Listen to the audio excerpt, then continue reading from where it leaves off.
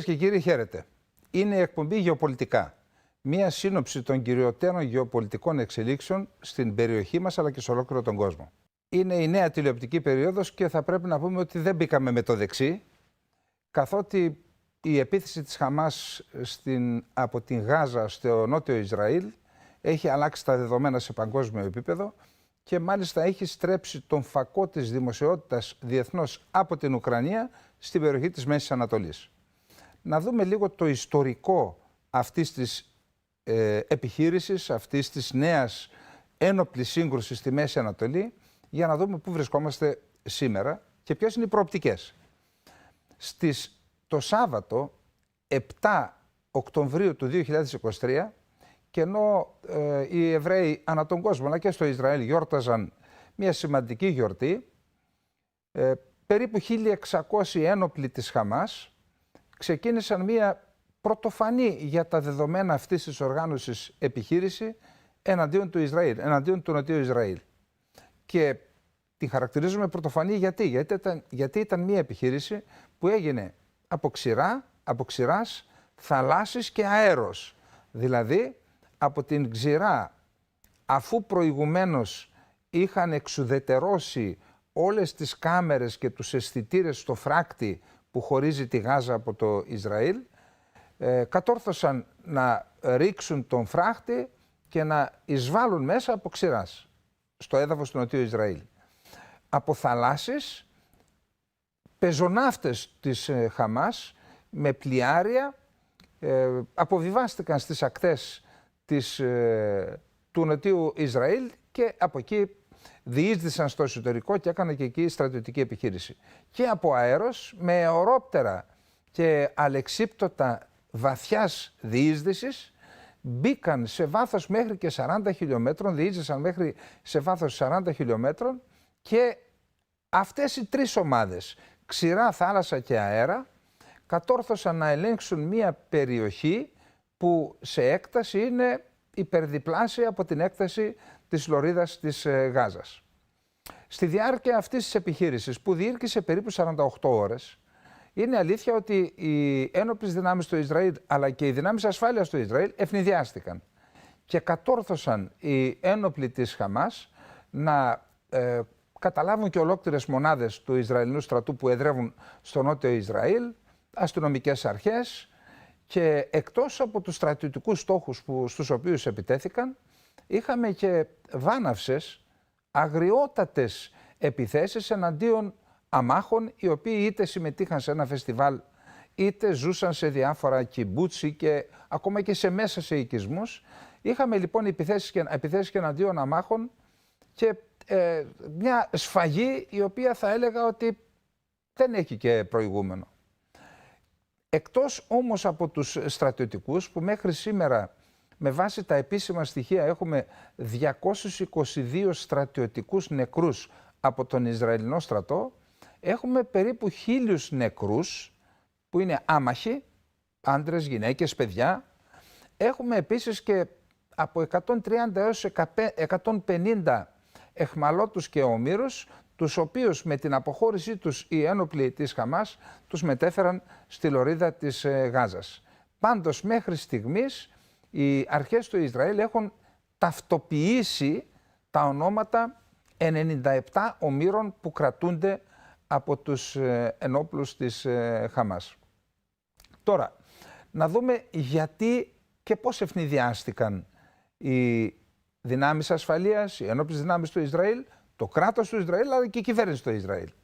Είναι δυνατόν μια τέτοια επιχείρηση, τέτοια έκταση επιχείρηση, ίσως η μεγαλύτερη επιχείρηση της Χαμάς που έγινε από τότε που ιδρύθηκε, από το 2006 δηλαδή, και από το 2007 ελέγχει στην ουσία την Γάζα, μέχρι σήμερα ήταν ίσως η μεγαλύτερη στρατιωτική επιχείρηση και θα έλεγα ότι η μεγαλύτερη ήττα που υπέστη το Ισραήλ από το 1973 από τον πόλεμο του Ιον Κιπούρ. Γιατί λοιπόν όντως ευνηδιάστηκε το κράτος του Ισραήλ? Να πούμε ότι το Ισραήλ τους τελευταίους μήνες διάγει μια δύσκολη περίοδο. Με αφορμή την δικαστική μεταρρύθμιση, σχεδόν κάθε εβδομάδα 100.000 άνθρωποι, πολλές φορές ίσως και περισσότεροι, βγαίνουν στους δρόμους και διαμαρτύρονται εναντίον της κυβέρνησης Νετανιάχου για αυτήν την δικαστική μεταρρύθμιση με την οποία οι διαφωνούντες θεωρούν ότι η κυβέρνηση θέλει να θέσει υπό τον έλεγχό της το ανώτατο δικαστήριο, άρα η εκτελεστική εξουσία θέλει στην ουσία να επιβληθεί της δικαστικής εξουσίας και γι' αυτό έχουμε αυτές τις αντιδράσεις. Πάντως, με βάση δημοσιεύματα, οι αρχές ασφαλείας του Ισραήλ είχαν προειδοποιήσει την κυβέρνηση Νετανιάχου ότι αυτή η διαφωνία, αυτή η διαμάχη σε πολιτικό επίπεδο στο εσωτερικό του Ισραήλ αποδυναμώνει τη χώρα και ίσως αυτό να το εκμεταλλευτούν οι εχθροί του Ισραήλ. Άρα είχαμε μια γενική προειδοποίηση που δεν είχε να κάνει φυσικά με την επιχείρηση της Γάζας, είχε να κάνει με την αποδυνάμωση της χώρας.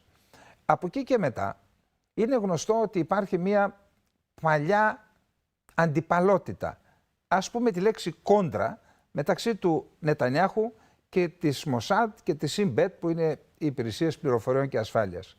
Εκεί λοιπόν κατά πάσα πιθανότητα να υπήρχε καχυποψία από την πλευρά του Νετανιάχου και ορισμένες πληροφορίες που έφταναν στο πρωθυπουργικό γραφείο να μην ετύχαναν τις κατάλληλες εκτίμησης και αξιολόγησης. Δηλαδή μπορεί να υποεκτιμήθηκαν ορισμένες από τις πληροφορίες που έλαβε το γραφείο του Πρωθυπουργού.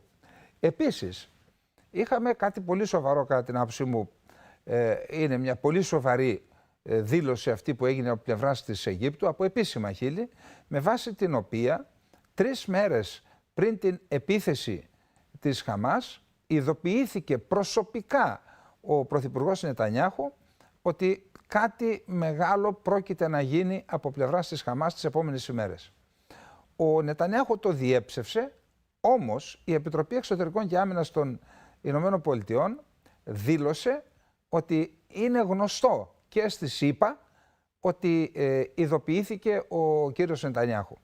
Αυτό θα έλεγε κανείς, αυτή η δήλωση, η ανακοίνωση από πλευράς των ΗΠΑ, θα έλεγε κανείς ότι αποτελεί και ενός είδους μία άδειασμα ή προειδοποίηση προς τον Βενιαμίν Νετανιάχου.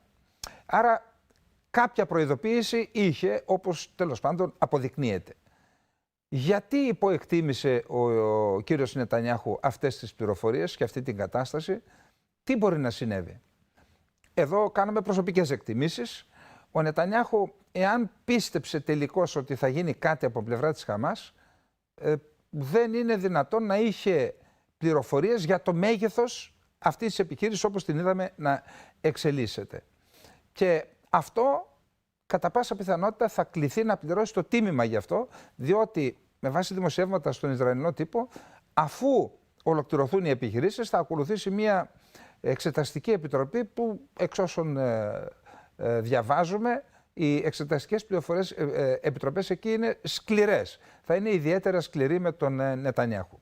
Εν πάση περιπτώσει, κατά πάσα πιθανότητα, επαναλαμβάνω, εδώ λέμε προσωπικές εκτιμήσεις, ο Νετανιάχου θεώρησε ότι αν τελικώς συμβεί κάτι, καταρχάς δεν θα έχει τα αποτελέσματα που είχε και θα δώσει μια ευκαιρία να απαντήσει και μέσα από την απάντηση μπροστά στον εξωτερικό εχθρό θα μπορούσε αυτό να λειτουργήσει συσπυρωτικά και να ξεπεράσει έστω για ένα διάστημα τα εσωτερικά προβλήματα που αντιμετώπιζε με αφορμή την δικαστική μεταρρύθμιση. Όμως σε κάθε περίπτωση ούτως ή άλλως μπορούμε να πούμε ότι ευνηδιάστηκε το Ισραήλ, ευνηδιάστηκε και η κυβέρνηση και οι αρχές ασφαλείας και οι ένοπλες δυνάμεις και οι υπηρεσίες πληροφοριών, τουλάχιστον για το μέγεθος και την φύση της επιχείρησης. Τώρα, ο ευνηδιασμός απέκτησε τα συγκεκριμένα χαρακτηριστικά που έδωσαν τη δυνατότητα στους ενόπλους της Χαμάς να καταλάβουν περιοχές ολόκληρες, κομμοπόλεις, μονάδες του στρατού και των αρχών ασφαλείας. Αυτό οφείλεται, πέραν της μυστικότητας που τήρησαν, οφείλεται και στο εξής γεγονός. Τις προηγούμενες ημέρες έκαναν διαδηλώσεις, υποτιθέμενες διαδηλώσεις, κοντά στον φράχτη και μέσα στους διαδηλωτές υπήρχαν εμπειρογνώμονες της Χαμάς, οι οποίοι παρατηρούσαν τους κάμερες, τους αισθητήρες, τους πύργους ελέγχου, διότι καθότι όπως αναφέρεται σε σχετικά δημοσιεύματα, εκεί στους φράχτες είχε εγκατασταθεί ένα εξαιρετικά σύγχρονο και αποτελεσματικό σύστημα ηλεκτρονικής επιτήρησης του φράχτη. Μάλιστα στις εισόδους και στις εξόδους υπήρχαν και μηχανήματα τα οποία έκαναν και αναγνώριση προσώπου. Όλα αυτά λοιπόν, αφού τα αναγνώρισαν, αφού έκαναν την αναγνώριση, κατόρθωσαν να τα εξουδετερώσουν τη στιγμή που εκδηλώθηκε η επίθεση. Και έτσι, αυτοί που ήταν στις οθόνες και έπαιρναν την έγκαιρη προειδοποίηση για να ειδοποιήσουν με τη σειρά τους τις μονάδες, την αστυνομία, τις μονάδες του στρατού, να συνεγερθούν και να επέμβουν, δεν είχαν εικόνα στις οθόνες τους και έτσι δεν ενημέρωσαν ποτέ τις δυνάμεις της άμεσης επέμβασης.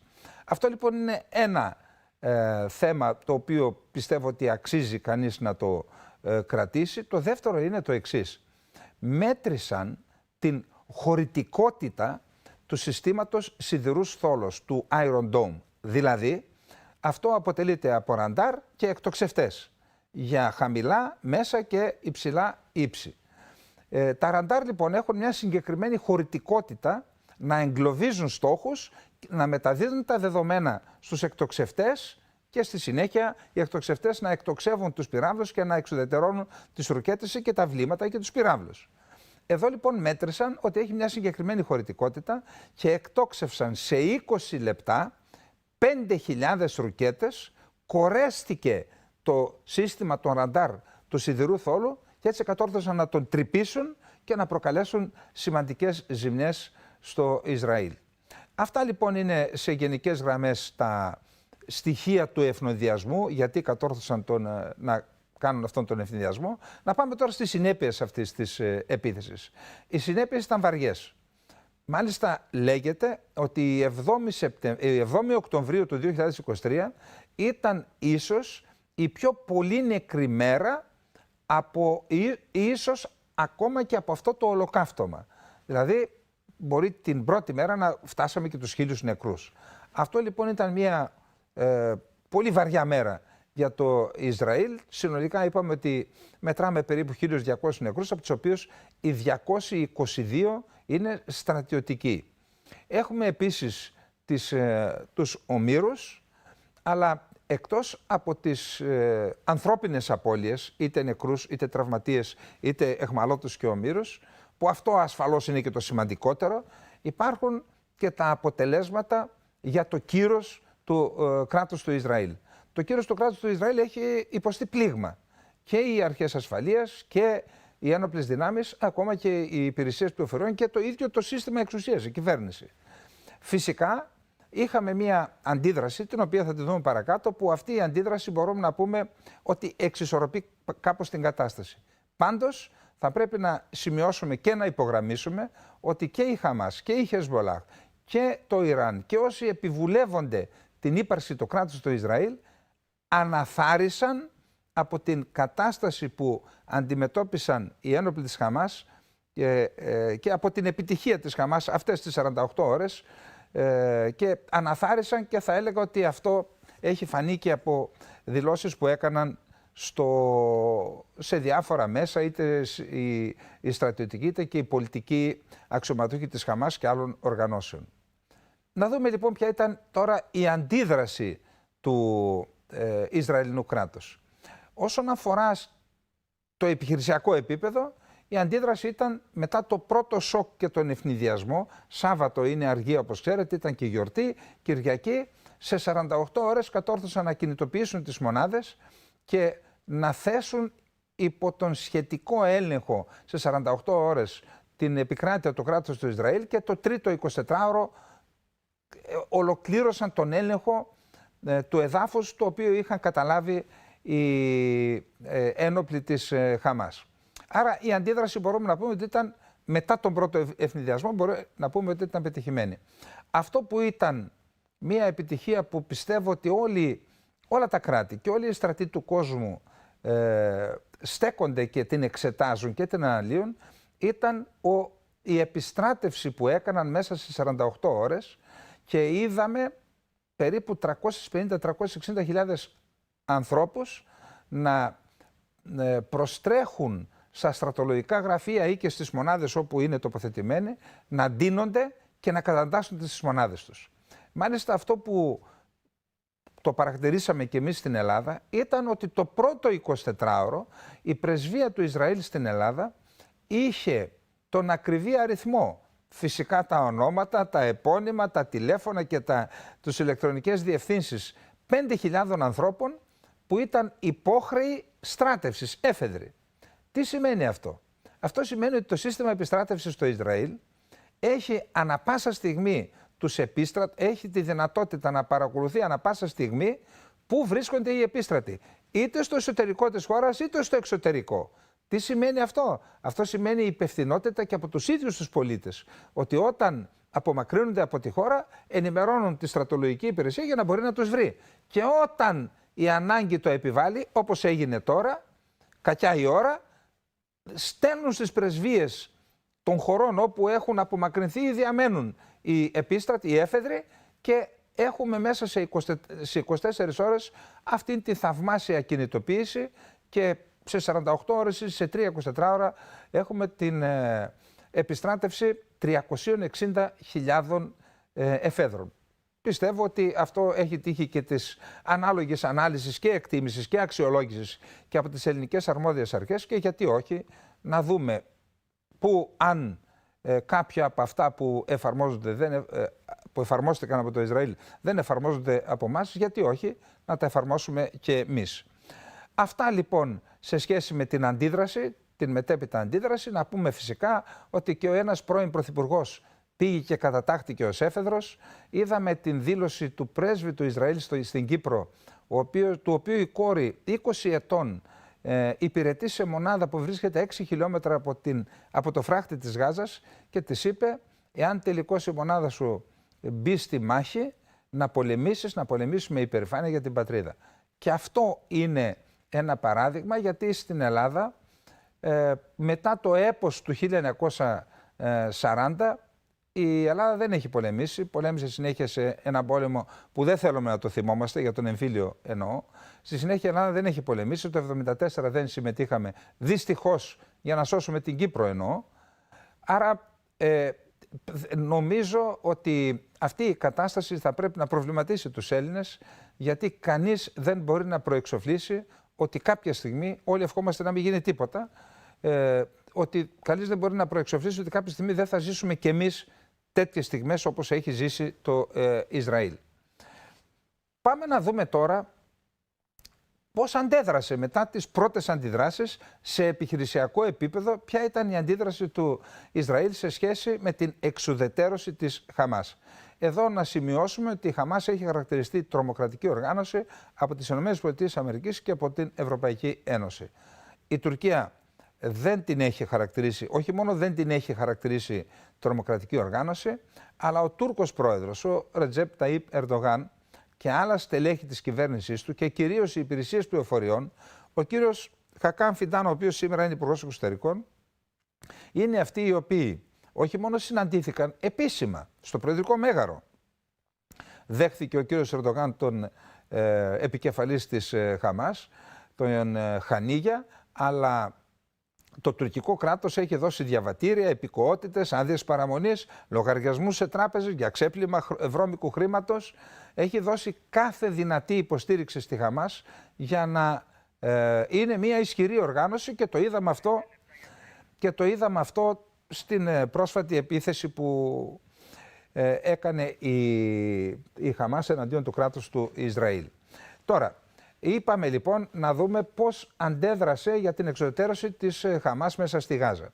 Η πρώτη αντίδραση ήταν οι αεροπορικές επιχειρήσεις. Είδαμε λοιπόν την Ισραηλινή πολεμική αεροπορία να κτυπά στόχους μέσα στην Γάζα, και μάλιστα επειδή με βάση τις δηλώσεις πάντα των αρμοδίων του Ισραήλ, επειδή η Χαμάς έχει γραφεία και μέσα σε πολυκατοικίες που κατοικούν και άμαχοι, έγιναν στόχο και οι πολυκατοικίες όπου κατοικούν και άμαχοι, και είχαμε περίπου 6.000 βόμβες έπεσαν πάνω σε στόχους στην Γάζα, σκοτώθηκαν και οι υψηλόβαθμοι αξιωματούχοι της Χαμάς. Έχουμε πάνω από 1.200 νεκρούς, περισσότεροι από αυτούς είναι άμαχοι και στην πλευρά της Γάζας. Οι βομβαρδισμοί θα συνεχιστούν με βάση τις δηλώσεις της Ισραηλινής πλευράς για να χτυπηθούν και κυβερνητικά κτίρια της Χαμάς, για να μην έχει τη δυνατότητα η Χαμάς να κυβερνά τη Γάζα και να χάσει την εμπιστοσύνη των πολιτών, αφού δεν θα μπορέσει να κυβερνά, να χάσει την εμπιστοσύνη και την υποστήριξη του που έχει από τους πολίτες σε αυτήν την περιοχή. Επίσης έχει κοπεί, το Υπουργός Ενέργειας έχει κόψει το ρεύμα, το ηλεκτρικό ρεύμα, το νερό και τα τρόφιμα. Είναι πανταχώθεν αποκλεισμένη η Γάζα και οι δηλώσεις από πλευράς του Ισραήλ είναι οι εξής: να μας δώσετε πίσω τους ομήρους για να ξαναδώσουμε ρεύμα και νερό. Σε αυτές τις ενέργειες και για τους αμάχους αλλά και για τον αποκλεισμό της Γάζας έχουμε την ένσταση που εκφράστηκε από τις αρμόδιες αρχές των Οργανισμού Ηνωμένων Εθνών, άρα και από τις Ηνωμένες Πολιτείες Αμερικής και από την Ευρωπαϊκή Ένωση. Ζήτησαν η χρήση της βίας να μην είναι υπέρμετρη και να μην έχουμε αθώα θύματα, αόπλους θύματα, καθώς επίσης και να επανεξεταστεί το θέμα του πλήρους αποκλεισμού της Γάζας από ρεύμα, νερό και τρόφιμα, καθότι χωρίς ρεύμα δεν μπορούν να λειτουργήσουν τα νοσοκομεία. Μάλιστα υπάρχουν ανταποκρίσεις από τη Γάζα που λένε ότι τα νοσοκομεία έχουν μετατραπεί σε νεκροτομία γιατί δεν μπορούν να περιθάλψουν αμάχους. Αυτή λοιπόν είναι η αντίδραση, η επιχείρηση μέχρι στιγμής. Εκτός από αεροπορικές επιθέσεις έχουμε και επιθέσεις με πυρά πυροβολικού και το μεγάλο ζήτημα είναι η χερσαία επιχείρηση. Είναι ένα τεράστιο ζήτημα και από επιχειρησιακής αλλά και από γεωπολιτικής πλευράς, το οποίο αυτό ζήτημα, το θέμα της χερσαίας επιχείρησης, θα το δούμε στο δεύτερο μέρος της εκπομπής. Πάμε σε ένα ολιγόλεπτο διάλειμμα και σε λίγο θα είμαστε και πάλι μαζί.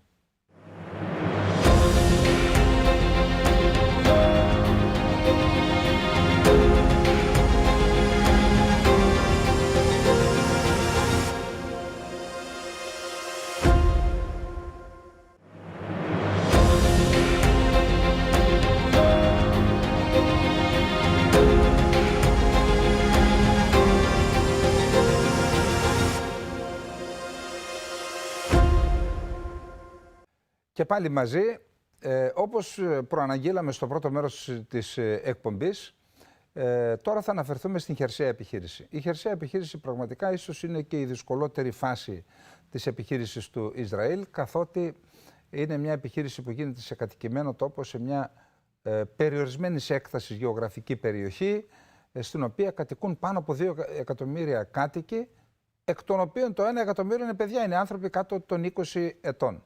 Όπως αντιλαμβάνεται ο καθής, αυτό είναι μια πολύ δύσκολη επιχείρηση.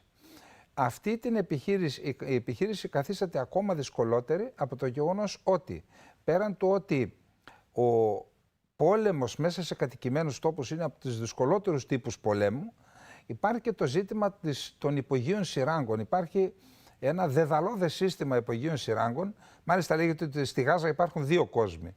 Ο πάνω κόσμος και ο κάτω κόσμος. Ο πάνω κόσμος είναι αυτός που βλέπουμε στην επιφάνεια και ο κάτω κόσμος είναι οι σύραγγες, στις οποίες μιλάμε για διακλαδώσεις εκατοντάδων χιλιόμετρων, όπου είναι επενδυμένες ή μάλλον αναστηλωμένες με μπετόν, υπάρχουν σταθμοί διοικήσεως, υπάρχουν υπόγεια τρενάκια για να μεταφέρουν πυρομαχικά ή και άλλα είδη. Αν λοιπόν είναι προφυλαγμένοι και προστατευμένοι από βομβαρδισμούς είτε αέριους είτε επίγειους, τότε υπάρχουν και σοβαρότατοι κίνδυνοι για τις δυνάμεις που θα εισβάλλουν μέσα στην Γάζα. Είναι λοιπόν ένα σοβαρότατο ζήτημα, θα δούμε πώς θα το αντιμετωπίσουν οι δυνάμεις του Ισραήλ. Όμως ποιο θα είναι το σχέδιο? Υπάρχουν 2 πιθανά σχέδια για το Ισραήλ.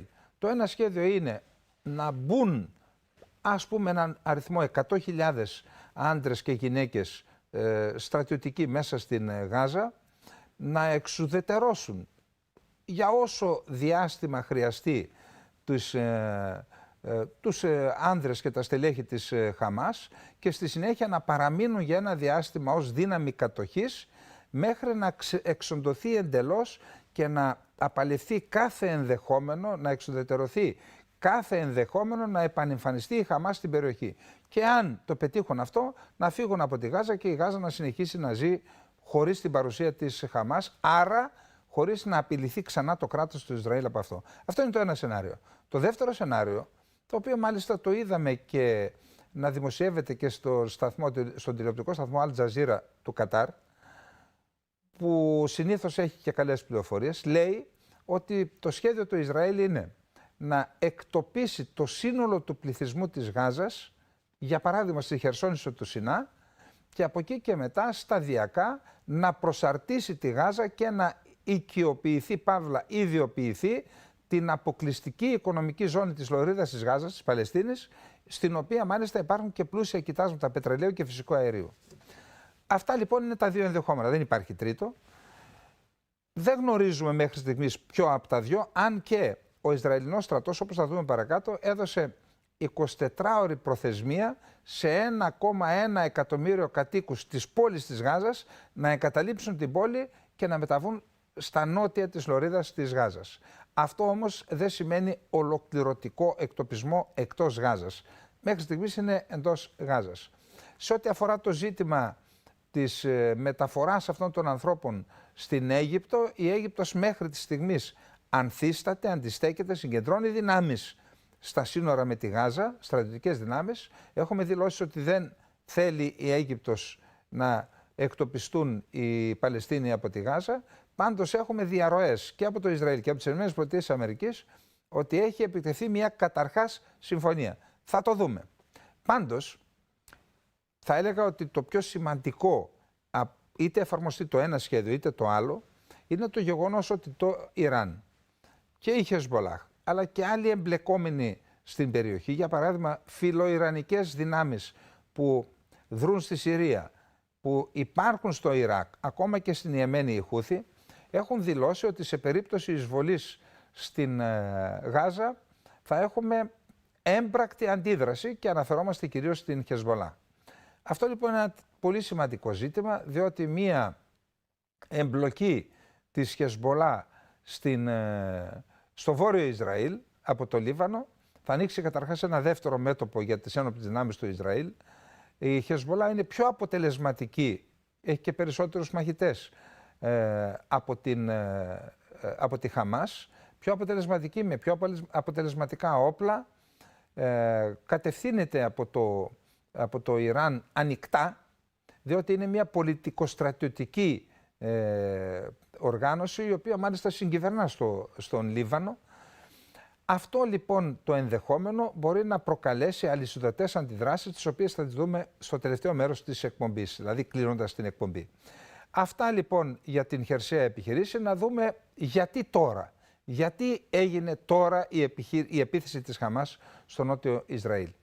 Να σημειώσουμε τους εξής παράγοντες που ευνόησαν την εκδήλωση της επίθεσης τη συγκεκριμένη χρονική στιγμή.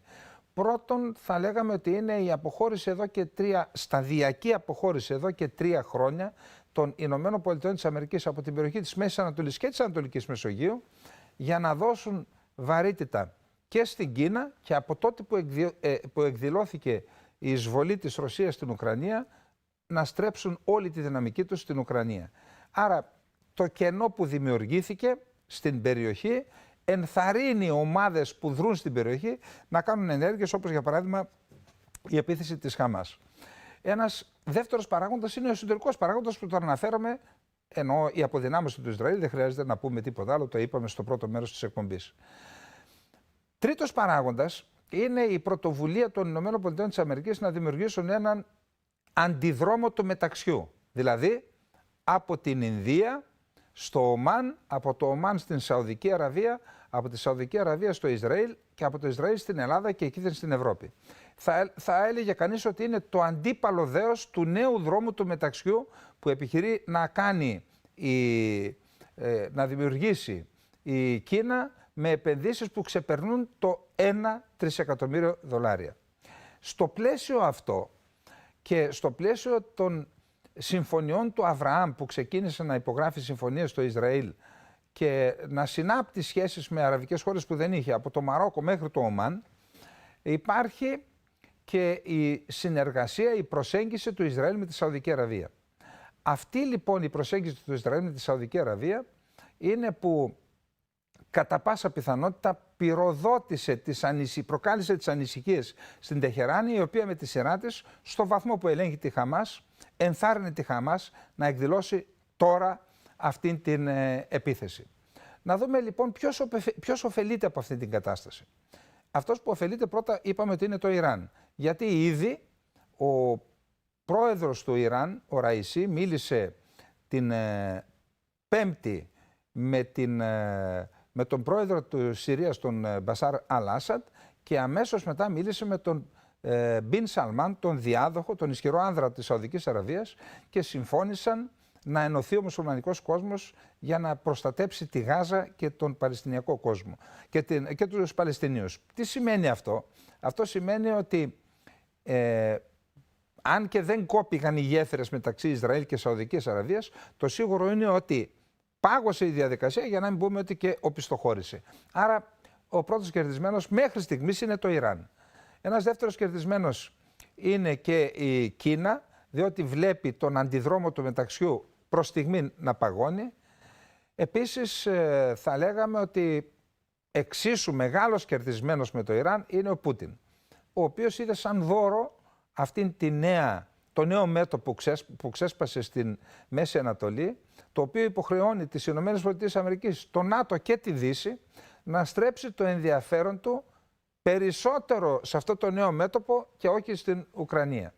Ο μεγάλος χαμένος θα έλεγα ότι είναι η Ουκρανία και ο Ζελένσκι, ο οποίος ανησυχεί ότι η διοχέτευση και χρημάτων αλλά και πυρομαχικών και ο προσανατολισμός προσοχής προς το Ισραήλ λειτουργεί αρνητικά στις προσπάθειες που κάνει η Ουκρανία να συνεχίσει την αντεπίθεσή της για να εκδιώξει τα ρωσικά στρατεύματα από το ουκρανικό έδαφος.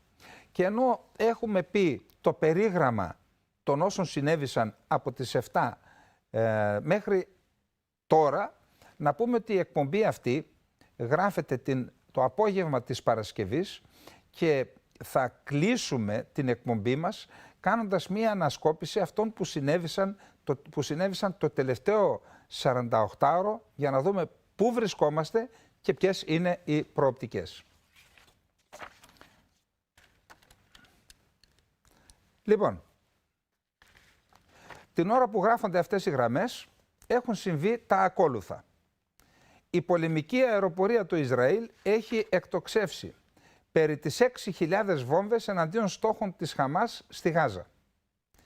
Οι ένοπλες δυνάμεις του Ισραήλ έχουν επιστρατεύσει πάνω από 360.000 εφέδρους και έχουν συγκεντρώσει στρατεύματα και στο νότο, στη λωρίδα της Γάζας, αλλά και στο βορρά, στα σύνορα με το Λίβανο. Το Ισραήλ έχει δώσει διορία 24 ωρών σε 1,1 εκατομμύρια κατοίκους της πόλης της Γάζας να εγκαταλείψουν την περιοχή και να μετακινηθούν νότια προς τα σύνορα με την Αίγυπτο. Η Αίγυπτος συγκεντρώνει στρατεύματα στα σύνορα με τη Γάζα και δηλώνει ότι δεν θέλει να εισέλθουν στο έδαφος της πρόσφυγες και ότι θα ήταν λάθος η χερσαία επιχείρηση στη Γάζα. Ο Υπουργός Εξωτερικών του Ιράν, Εμίρ Αμπντουλαχιάν, επισκέφθηκε Πέμπτη το Λίβανο και συναντήθηκε με στελέχη της Χεσμολά. Την ίδια μέρα, αεροσκάφος Airbus Α340 της Ιρανικής αεροπορικής εταιρείας Mahan Air, που θεωρείται ότι ελέγχεται από τους φρουρούς της Επανάστασης, και ένα άλλο αεροσκάφος Α321, που είχαν προορισμό τη Δαμασκό, επέστρεψαν στην Τεχεράνη. Προηγουμένως είχαν βομβαρδιστεί οι διάδρομοι προσγείωσης του Διεθνούς Αεροδρομίου της Δαμασκού και του Διεθνούς Αεροδρομίου του Χαλεπίου. Δημοσιεύματα αναφέρουν ότι στο ένα αεροσκάφος επέβαιναν ανώτατοι αξιωματικοί των φρουρών της Επανάστασης, ενώ το άλλο μετέφερε 10 τόνους όπλα και πυρομαχικά για να δοθούν πού αλλού στη Χεσμολά. Την ίδια μέρα, Πέμπτη, 12 Οκτωβρίου, ο πρόεδρος του Ιράν, Εμπραχίμ Ραΐσι, μίλησε τηλεφωνικά με τον πρόεδρο της Συρίας, Μπασάρ Αλ-Άσαντ, και τον διάδοχο του θρόνου της Σαουδικής Αραβίας, Μπιν Σαλμάν, ζητώντας από τους δύο ηγέτες να ενώσουν τις φωνές τους για να εξασφαλιστεί η ενότητα του μουσουλμανικού κόσμου για την καταδίκη του Ισραήλ και την υπεράσπιση της Γάζας και των Παλαιστινίων. υπογράμμισε ότι θα συνομιλήσει με τους ηγέτες και άλλων μουσουλμανικών χωρών για να επιτευχθεί η ενότητα. Την Παρασκευή, η 92η μεραρχία του Ιρανικού στρατού, με άρματα, πυροβόλα και λοιπό εξοπλισμό της, μετακινείται από το Αχβάζ, που είναι η έδρα της, κοντά στα σύνορα με το Ιράκ, προς βορράν, στα σύνορα με την Αρμενία και το Αζερβαϊτζάν, που θεωρείται σύμμαχος του Ισραήλ.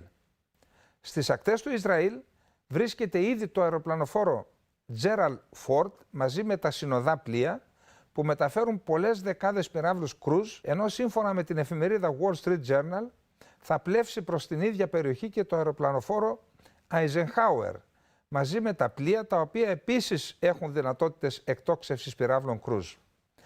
Την 5η, 12 Οκτωβρίου, επισκέφθηκε το Ισραήλ ο Υπουργός Εξωτερικών των ΗΠΑ, Άντονι Μπλίνκεν, ενώ αποχωρούσε από τη χώρα ο Βρετανός ομόλογος του James Cleverly, ο οποίος δήλωσε ότι η χώρα του είναι έτοιμη να παράσχει κάθε είδος υποστήριξη. Να δούμε τα βασικά σημεία των δηλώσεων του Άντονι Μπλίνκεν αμέσως μετά τη συνάντησή του με τον Μπεντζαμίν Νετανιάχου.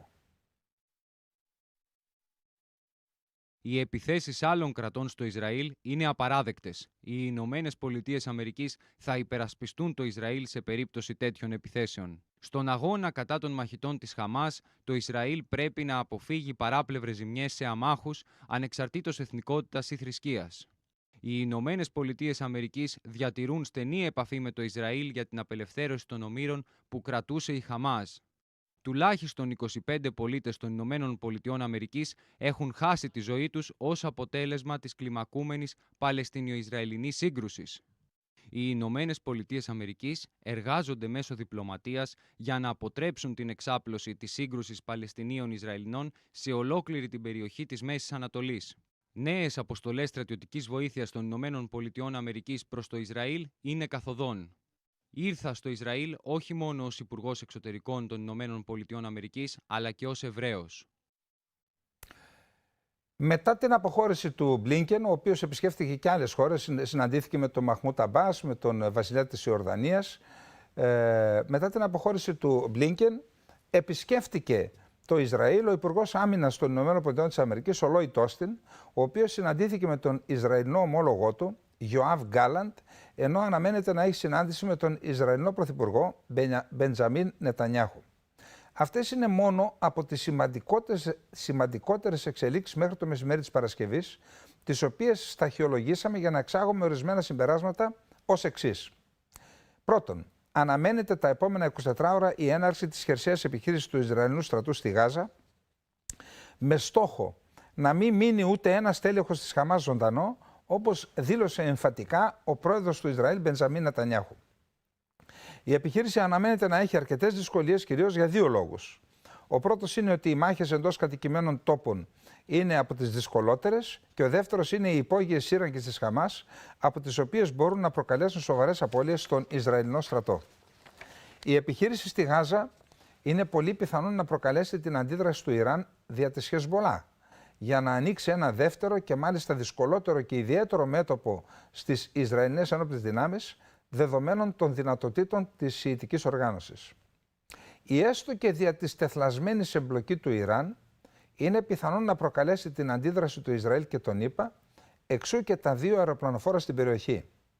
Κανείς δεν είναι σε θέση να προεξοφλήσει τη μορφή που θα λάβει η αντίδραση αυτή, πάντως οι κινήσεις του Ιράν που προαναφέρθηκαν, κυρίως η μετακίνηση της 92ης μεραρχίας στα σύνορα με Αρμενία και Αζερβαϊτζάν, δείχνουν ότι η Τεχεράνη προετοιμάζεται για πολεμική εμπλοκή σε όλα τα δυνατά μέτωπα. Αυτά συμβαίνουν στην περιοχή μας, με την Κύπρο να εμπλέκεται λόγω της χρησιμοποίησης της αεροπορικής βάσης του ακροτηρίου από βρετανικά και άλλα και από αμερικανικά αεροσκάφη, ενώ και η Ελλάδα, με βάση δημοσίευμα του BBC, φέρεται να έχει στείλει μια φρεγάτα στην περιοχή.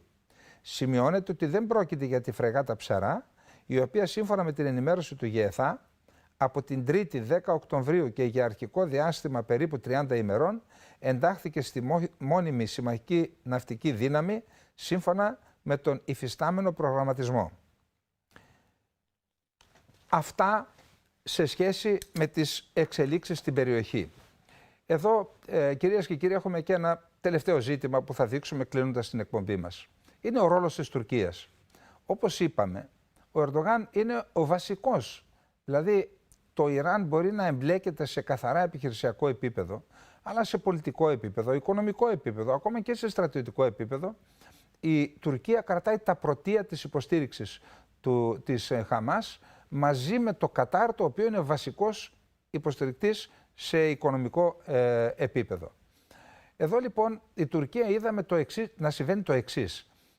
Το πρώτο 24ωρο, τότε που πραγματικά ευνηδίασε τους πάντες η Χαμάς και κατέλαβε μια έκταση διπλάσια της έκτασης της Γάζας στο νότιο Ισραήλ, είδαμε να εκδίδουν διθυραμβικές ανακοινώσεις υπέρ της Χαμάς όλα τα κόμματα της Τουρκίας.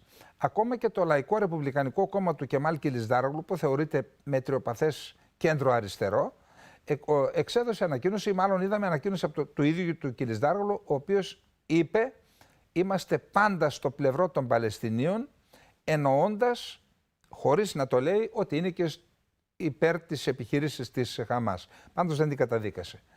Η μεγάλη έκπληξη ήταν ότι ο καθαρός και κύριος υποστηρικτής της Χαμάς, ο Ερντογάν και το ΑΚΠ, το κόμμα του, δεν έκανε καμία ανακοίνωση. Και ο Ερντογάν το πρώτο 48ωρο παρουσιάστηκε ως διαμεσολαβητής, τηρώντας και κρατώντας ισορροπίες και αποστάσεις ακόμα και από την επίθεση της Χαμάς. Όταν όμως του πήγαν στο γραφείο το σχέδιο της χερσαίας επιχείρησης, με βάση το οποίο ό,τι και να γίνει θα υποστούν πολύ σοβαρές απώλειες οι Παλαιστίνοι οι άμαχοι, και αυτό θα προκαλέσει την αντίδραση όλου του μουσουλμανικού κόσμου, και του αραβικού και του μουσουλμανικού κόσμου, θεώρησε ότι αν συνεχίσει να τηρεί την στάση του επιτίδιου ουδέτερου, θα εκτεθεί ανεπανόρθωτα και δεν θα μπορέσει να διεκδικήσει το ρόλο που φιλοδοξεί να διεκδικήσει του ηγέτη του μουσουλμανικού κόσμου. Και είδαμε να κάνει μια οβιδιακή μεταμόρφωση, μας έχει συνηθίσει άλλωστε σε αυτά, και να επιτίθεται εναντίον των Ηνωμένων Πολιτειών της Αμερικής και του Ισραήλ με βαρύτατους χαρακτηρισμούς. Κατήγγειλε το Ισραήλ για τον αποκλεισμό της Γάζας και για το ότι δεν τους παρέχει φως, νερό και τρόφιμα, τη στιγμή που ο ίδιος έχει δώσει εντολή στο κράτος, στις ένοπλες δυνάμεις, να βομβαρδίζουν και να στερήσουν και από ηλεκτρικό ρεύμα και από νερό, αλλά και από τρόφιμα περίπου 3-3,5 εκατομμύρια Κούρδους και Άραβες στη βορειοανατολική Συρία. Τις ίδιες μέρες που βομβαρδίζει ο Ερντογάν και κάνει αυτά για τα οποία κατηγορεί το Ισραήλ, εξέδωσε ανακοινώσεις, και μάλιστα για να γίνει αρεστός εις βάρος του Ισραήλ. Μάλιστα χαρακτήρισε το Ισραήλ ότι λειτουργεί σαν οργάνωση, υπονοώντας ότι κινδυνεύει και να εξαλειφθεί. Όσον αφορά τις ΗΠΑ, στράφηκε ευθέως εναντίον των ΗΠΑ, και γιατί διατηρούν βάσεις στη βορειοανατολική Συρία, γιατί έχουν στείλει τα 2 αεροπλανοφόρα στην περιοχή, και κατηγόρησε τις ΗΠΑ ότι είναι οι βασικοί υποστηρικτές όλων των τρομοκρατικών οργανώσεων. Ποιος? Ο Ρετζέπ Ταΐπ Ερντογάν και το κράτος του, που είναι γνωστό τη σπάση σε εχθρούς και φίλους ότι είναι ο κυριότερος υποστηρικτής της Ισλαμικής τρομοκρατίας ανά τον κόσμο. Το ζητούμενο είναι το εξής.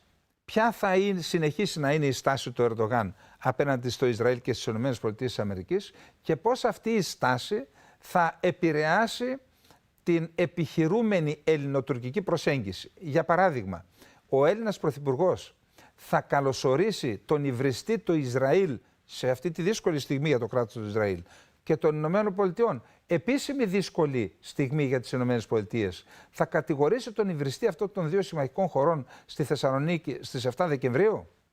Αυτό είναι ένα ερώτημα που δεν μπορούμε να το απαντήσουμε. Την απάντηση θα τη δώσουν οι εξελίξεις. Να είστε όλες και όλοι καλά. Γεια σας.